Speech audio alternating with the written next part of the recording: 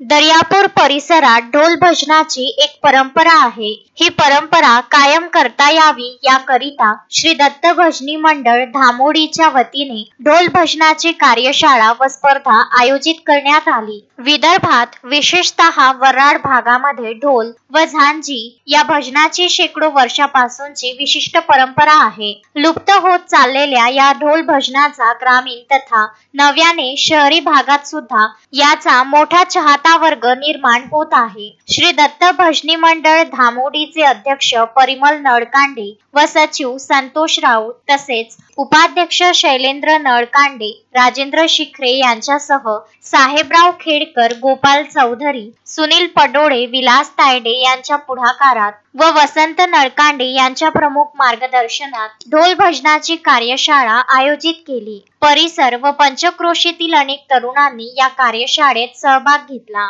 अनेक वर्षापासून चालत आलेल्या या ढोल भजनाच्या कार्यशाळेत चांगला प्रतिसाद मिळत असून विविध स्पर्धा सुद्धा या मंडळाच्या वतीने आयोजित केल्या जातात. गजानन देशमुख, विदर्भ न्यूज, दर्यापूर.